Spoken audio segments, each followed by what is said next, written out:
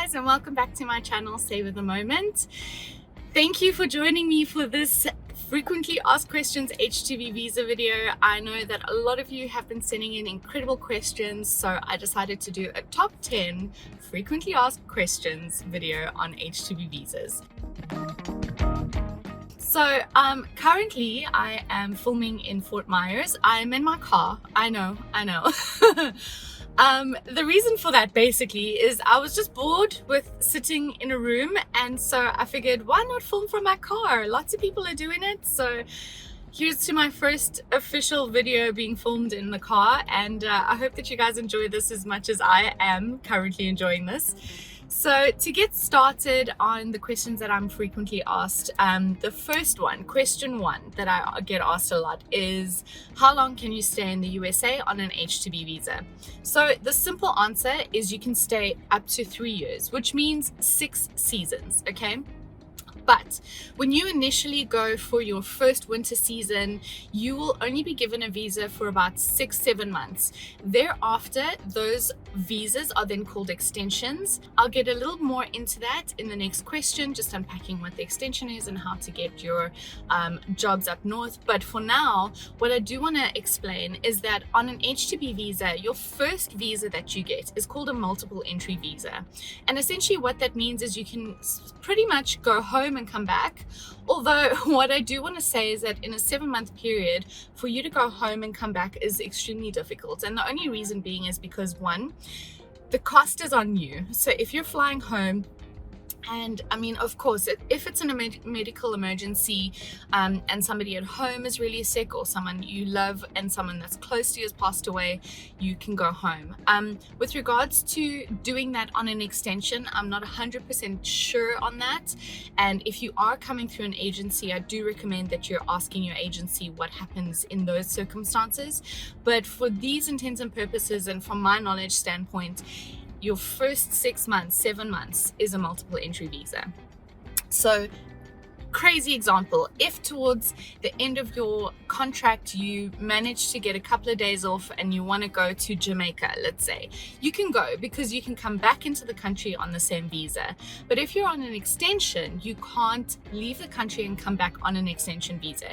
You would essentially have to go home, apply for a new job, have the letter offer sent to you, have your petition redone, go back to the US embassy, and then you can come back. So it's not as simple as many would think, and it's not something that's often disclosed or explained really nicely when you're leaving the first time around, because you think, okay, if I can be in the country for 3 years, you know, I could probably come home. You can, of course. On an extension, you are welcome to go home. It would just mean that you'd have to start from scratch in terms of the whole process that it takes for you to become an H2B visa holder, and you'd have to get a brand new visa. Question number 2. What is a visa extension and how do you get jobs up north? So a visa extension, like I explained in the first question now, is pretty much an extension on your original visa. So what generally happens is, if you're going to be staying for the 3 years, it means that you're in the country for 6 seasons. So that's a winter, summer, winter, summer, winter, summer. Okay. At the end of that 3-year stint, you have to come home. And there is lots of mixed information that I've heard about how long you have to be home before you can come back to the States, and that's something that I'm going to research into, so I will be giving you more information about that. But however, your visa extension allows you to work based off of your original visa. So what generally happens is, let's say like now I am in Florida and I'm in my winter season, and 2 or 3 months before the end of the season, we get information about certain up north clubs. And up north clubs can be anywhere from Arizona to New York, Georgia, Connecticut. Gosh, there's such a huge amount of different states that are now doing summer H2B visas, which is amazing. So what's great is that you will not be lost for options. What I do want to say is that it is very limited. So the sooner you get started on looking for an up north club, the better chances you have for being hired. What generally happens then is you will have an interview. And when I speak about up north clubs and who you could potentially look at, there are a number of different resources you can go to. So number 1 is Petrina group, number 2 is MTL, and number 3 is a independent, I want to say an independent body, because they're not a recruiting agent. Essentially what they are is a platform to connect employers to employees, and it's called Seasonal Connect. So with all of these, you're going to upload your resume, you're going to give them information about your visa, the current visa that you have, what season you're in. So if you're on like your last season, obviously it doesn't make sense for you to be applying through them. But if you have a couple of seasons left and you're applying for a summer season up north, then you'll go through them. And with Seasonal Connect, either the employer, so the country club, will directly get in touch with you, and you will then have interviews with them, and they will arrange your visa for you. So what will then happen is they will petition on your behalf with their lawyers. So if you're going through a country club privately, my suggestion is to research the country club, try and find any other information about their H2B program, and generally, you know, you'll find like a website that will give feedback from employees that have been employed by them, and just make sure that it's all legit and you're not walking into a situation that you're going to be unhappy with. Make sure that you've got the right questions in your interviews. It's different with the recruiting agencies because with them, they've already vetted the companies, but if you're going privately, my suggestion is to make sure that you've got all your T's crossed and your I's dotted when it comes to your interviews, so that you know exactly what you're walking into and you know exactly what they're offering you. So once they have confirmed their number of petitions that they're allowed, so what will happen is a country club, let's say in New York, will say, we need H2B visas and we need 8. So they will then petition to the government for those 8. They will then get approval. Once that approval happens, they'll let you know, and then they'll ask for a series of documents from you. In most likely cases, they'll want like a copy of your passport, a copy of your visa, and your resume, and your last 3 pay stubs. So your pay stubs is what you'll get from your current country club, and you just forward all of those documents through. Once that happens, then there'll be a little bit of time where they'll wait for everything to be approved and processed, and they'll let you know once approval goes through. You don't get your visa, your extension visa, straight away. You will only receive that once you get to your up north club and everything has been approved and everything's good to go. And usually you'll receive it about 2 weeks after you've arrived, or maybe even in some cases, because recently what we've seen is that there has been a delay, just because I think that there's been a lot of backlog. It doesn't help that, you know, COVID has been a factor as well. So, you know, I think that you mustn't panic too much. If they're saying everything's approved, everything's going well, we're just waiting on the paperwork, then I wouldn't be too worried. And the country clubs are really great with that. They're always communicative about that kind of stuff, because if they haven't been approved, then you essentially aren't allowed to work. So they will never bring you over without making sure that everything has been approved. Okay. What also happens when you are going up north is your country club will either say to you, okay, how are you traveling? So in our case, we always drive, but if you're flying, either they'll arrange the flights for you, or you arrange the flight for yourself and they'll reimburse you for the ticket. Okay, so it's important to find out what the budget is, how much they are willing to reimburse you for, just so that you have that clear from the get-go. And it makes it a little bit easier on yourself, knowing, okay, this is the expense that I need to incur in order for me to go to my up north season. So that's something for you to always keep in mind. And what else can I say about the H2B transition process? Okay, so something else that's also quite important to know is when you're leaving your Florida club and you're going to be joining your New York club or your Connecticut club or your Arizona club, is when your last day will be. So something I try to do is to always have a couple of days in between, just for a little break, just so that I've got enough time to like whoo-sah from the season and then get going. Because when you're in the season, you're working non-stop, you have your days off, of course, but it's not the same as having a little vacation. So if that's something that you're interested in doing, you can always negotiate times with when you leave your current club to when you join your next club. What I do want to say there is, don't be telling them you need a few days for vacation, okay? I don't want to say be sneaky about it, but be smart about it. So if you say to your club, okay, I would like my last working day to be the 20th, and then your next club is saying, oh, when can you come over? And you say the 25th. It gives you a couple of days in between for you to go to the beach and enjoy and travel a little bit. The whole point of being in the States is for you to see more than just your area that you work in, right? So, and if you've got a great relationship with your club and with your management, of course that is something that you can communicate with them and say, you'd really like to have a few days to travel. Would you be willing to let me go a little bit earlier so that I have time to do that and then join my next club? So that's a little bit of a tip I'd like to give you, and that's what I do. I try and create a great relationship so that if I do say to my club, look, I would really like to end on this date, then I can plan. And if they approve and everything's hunky-dory, fine. If they can't allow me to leave a little earlier, of course, I'm going to be a little bit disappointed, but if it is what it is, I can always figure it out later on down the road. Okay, so the next question: is it better to be hired privately or through a recruiting agency? So this is a question I get asked a lot. And one of the things that I want to say is, if you're coming on your first season, so it's your first season ever, you've never done H2B, my recommendation is always go through an agency. The reason why I say that is because there are so many unknown variables, and walking into a privately owned club that is doing H2Bs, they might not always, I don't want to say don't follow protocol, but they won't always give you all the information that you're looking for, because 9 times out of 10 the people that they're hiring have been H2Bs in the past, so they know what to expect, they know what questions to ask, they know what's right and wrong.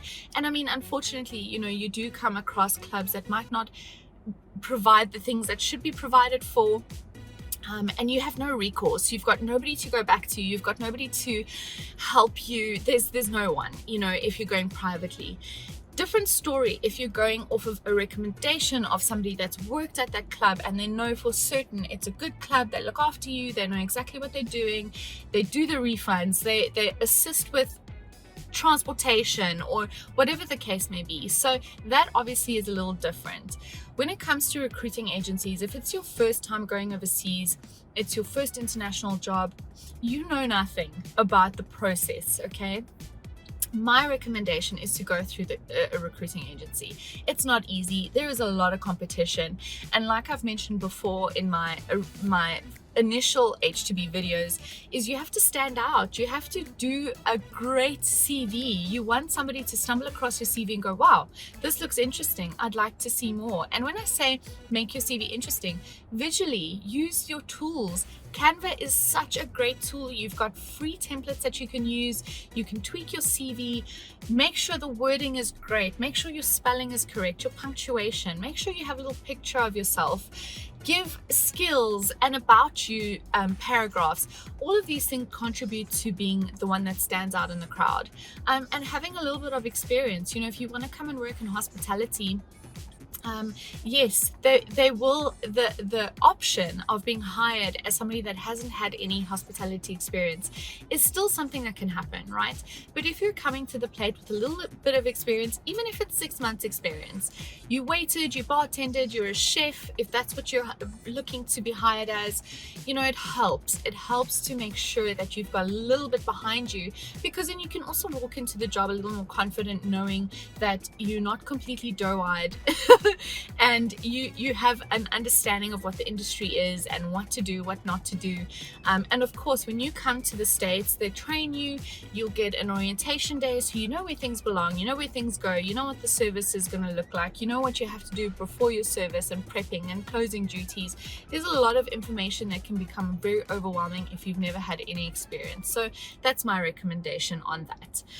So yeah, I think that pretty much answers that question for you guys. And you know, like I said in the beginning, if you have more questions or follow-up questions based on what I'm asking or answering, please feel free to put them in the comment section below. All right, so question 4 is, can you get a driver's license in the USA? And of course you can. It is a very simple process, and I will walk you through what I had to do in order to get my driver's license. And fortunately for me, I already had a South African license, so I've got the experience of driving. Obviously, driving on the other side of the road takes a little bit of getting used to, and it is a little scary, but you eventually get used to it. Most cars are automatic, so it's tons of fun, and it's a lot easier in comparison to doing a driver's license in South Africa. Let me tell you, driver's license in South Africa is 10 times harder and more detailed than it is doing it here in the States, which is just nuts. Oh, in Florida especially. So what I did was I looked online for the nearest DMV, and if you're ever not sure, you can always ask one of the locals, somebody you work with. They'll be more than happy to confirm the location for you. Book a learner's test and a driver's license test at the same time, because sometimes there can be quite a wait, and you want to do it as soon as possible. So if you're coming to the States for the first time and you don't have a social security, my advice is get the social security first. It usually takes a couple of weeks to get. Once you've gotten your social security, then apply for the learner's and driver's license, okay? So what happens is you do this test very similar to how it's done back home. You do a multiple choice questions and answers test, and once that's done, you'll be issued a little driver's learner's permit, which looks almost exactly like a driver's license. It's a card, you get it straight away, they issue it right there on the spot, which is awesome.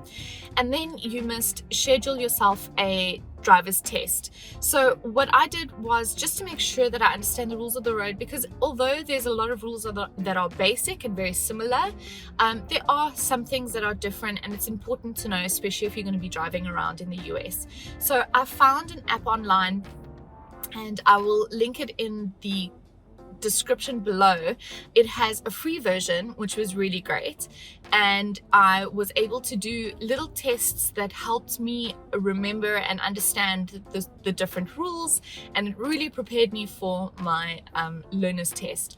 Once I had that done, I was literally able to book my learner's test and my driver's 2 or 3 days between each other. So I booked my learners on like a Tuesday, and I think on a Thursday I went for my drivers. So there isn't a specific amount of time that you have to have between the two. As long as you are comfortable and you know what you're doing, you'll be all good to go. With regards to Florida, I was a little nervous. I must be very honest with you. I was extremely nervous. I'm lying. I was extremely nervous. The reason being is because, number one, in South Africa, our driver's tests are super strict. They are very detailed. There's a lot of information that you need to be able to convey while you're driving. The 5-point check, and oh my God, the handbrake up in the first gear and all of that stuff. But they don't do that here in the States, which is great. So don't fret. It is not that hectic. You do not have to do a handbrake pull off. You do not have to do alley docking. You don't have to do, oh my gosh, there's so many things you don't have to do when you're doing a test here in Florida, which is really great. And I mean, if you're coming from South Africa and you've got a driver's license, you know, it just takes the pressure off. Essentially, my driver's test was like 10 minutes. You have to do an emergency stop. You need to indicate when they tell you to indicate. You need to check your blind spots. You'll do a reverse for a little while, and you must make sure that you're constantly looking back. You have to do a 3-point turn, and you need to do just a normal driving into a parking lot parking. And that's it. That's honestly it. They are super strict about stopping completely at a stop street.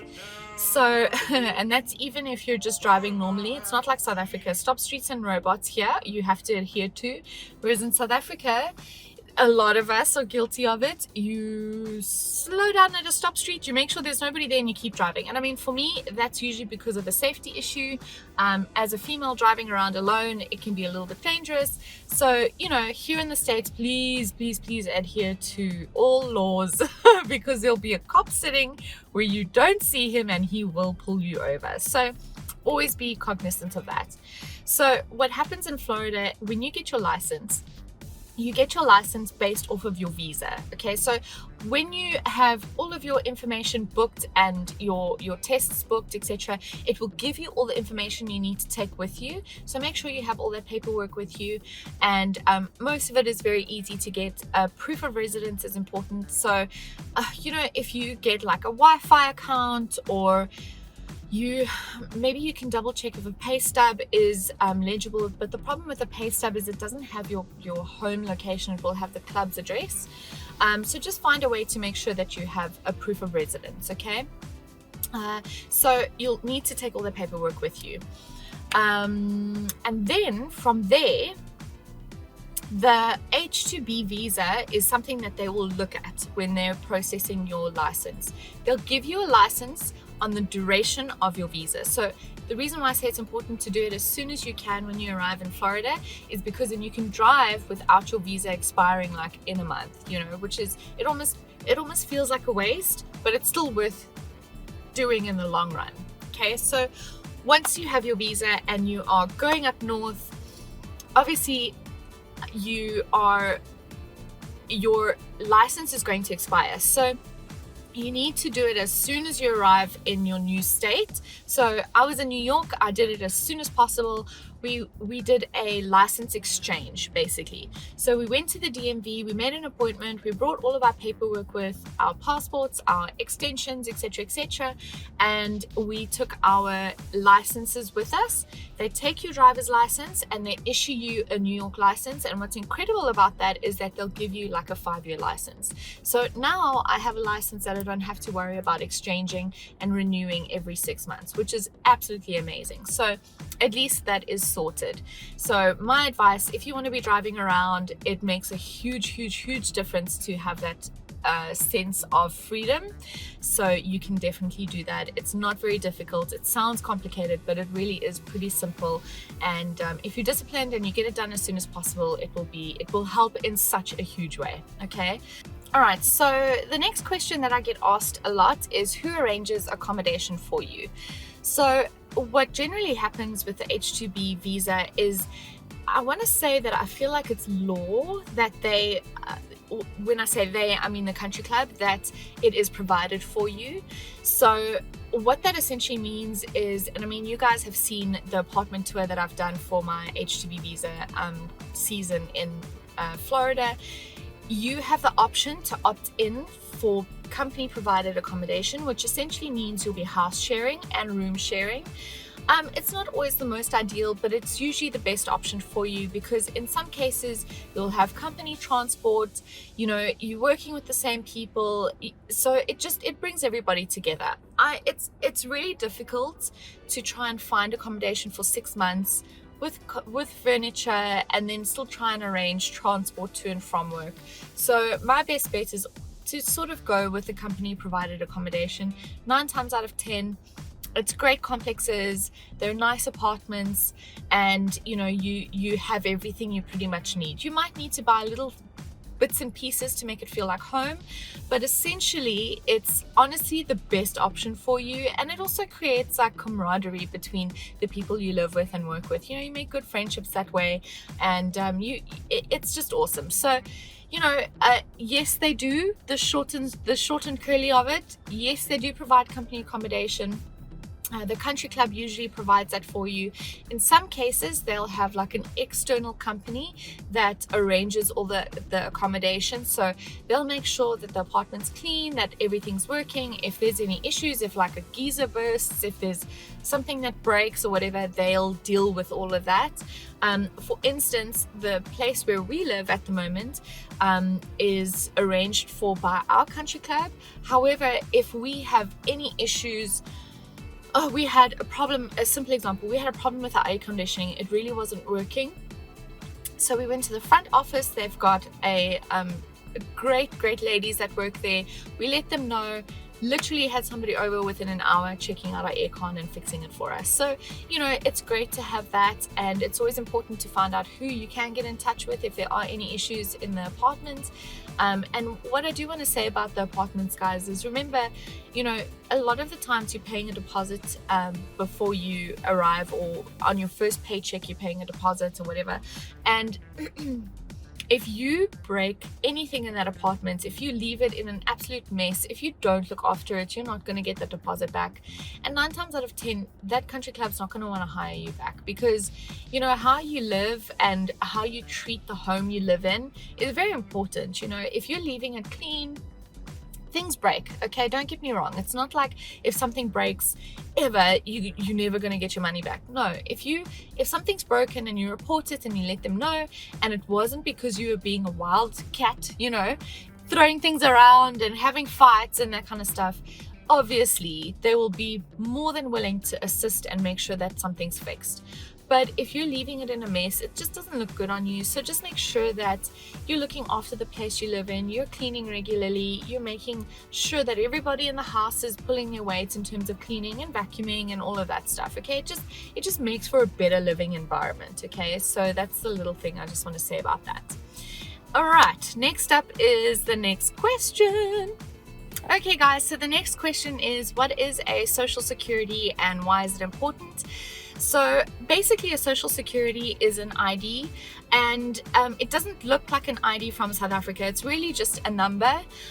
What will happen is when you arrive for the first time in the States, the recruiting company will assist you with getting your social security. So they'll let you know who you need to go to and when you need to make your appointments, and then in some cases they'll take you there.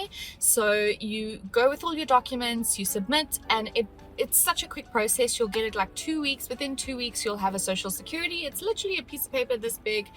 It is very important. Do not lose it. Keep your number everywhere, because you'll need it for everything. If you open up a bank account, you'll need your social security. If you want to get a credit card, you'll need your social security. If you are going for your driver's license, you'll need your social security. So all of these things are really important, and it is important to get a social security. So please make sure you get one of those. And yeah, that's pretty much it with regards to social security.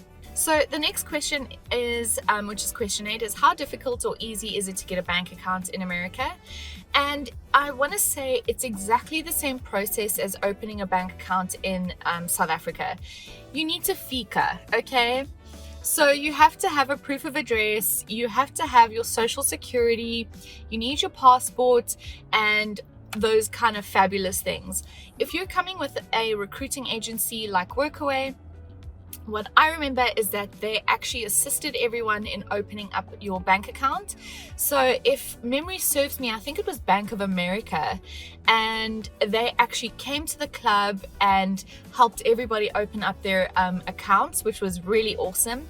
Whether or not they still do that is a different story, but I believe that they will assist you with that. They will help you open up an account, which is absolutely amazing. So it is really easy. It's not a difficult process. Obviously it becomes difficult if you don't have all the documents you need, but if you've got your pay stub and you have a proof of address and you've got your passport and your visa, it's really easy, and you have your social security. You see, it's really important. So if you've got all of those things, it's really not too hard to open up a debit account. Something to keep in mind, debit cards here have an overdraft facility. So it's not like South Africa where a lot of debit cards do not offer an overdraft facility. Just make sure you understand all of those terms and conditions about an overdraft. And if you don't want one, you can tell them, please do not put an overdraft facility on my card, and they'll be more than happy to do that for you. So that's something just to keep in mind. It just helps at the end of the day, because the interest on overdraft is crazy. So rather live within your means and don't use money that's not yours just yet, okay? So yeah, that's what I can say about your bank accounts. It's not difficult, it's nice and easy. And moving on to question 9. So can you have a vacation during your between seasons? So I did touch on this in the first couple of questions with regards to your extension. You can have a vacation. It's not something that's dedicated, and it is something that you have to negotiate. So not to sort of drum on about it, because I did speak about it quite nicely in the second question, is you can arrange a couple of days in between seasons. You can, if you have a good relationship with your current club, you can always say to your manager, look, I'd really love to have a couple of days before starting the new season, you know. And if they're like, we can't let you go, we've got too many events or whatever.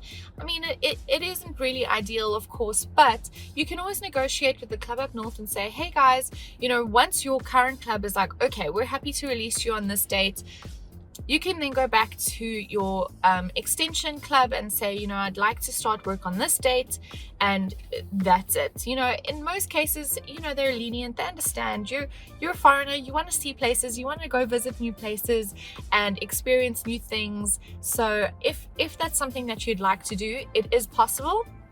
I just want to say, saving up and planning your trip nicely can have a huge effect on how great or how disastrous the trip can be, and it's nice to go as a group. So if you can plan with a group of people, it's amazing. I've created extremely incredible memories in between my seasons with my friends, and if you want to go on your own, that's also cool too. There's nothing wrong with that, but it is really cool, and it is an option that you can explore. So keep that in mind when you're heading towards the end of your season and you're looking to extend your visa and go for an up north season. So yes, it is possible, you can. Just make sure you arrange it in good time and that you're organized about it. Okay. All right, so the final question 10, is it easy or difficult to be hired as a couple? So I want to say that in comparison to other international job opportunities, being hired as a couple for H2B visa is probably a lot easier.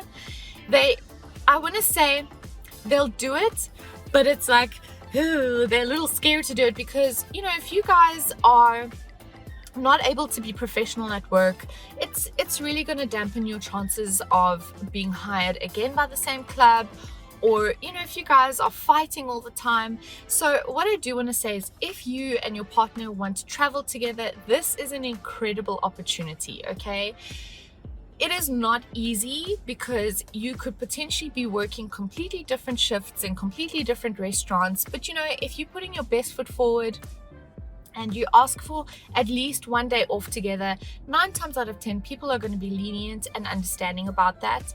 And that all depends on how you're behaving at work. So if you guys are fighting and there's jealousy and cattiness, and they will do everything in their power to keep you guys apart while you're at work. So one's going to work a morning shift, the other one's going to work a night shift, and then you'll never have days off together, and then they'll probably never hire you again. So if you are prepared to travel internationally as a couple, just bear in mind that you'll be working with your partner, you'll be socializing with your partner, you'll be chilling with your partner. So you're pretty much going to be in the same atmosphere all the time.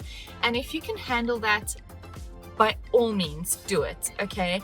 Fortunately for George and I, before we even came to the States, we were working for the same company. We did it for 3 years. We literally worked right next to each other for 3 years straight. And we had no issues. We're also very chilled as a couple.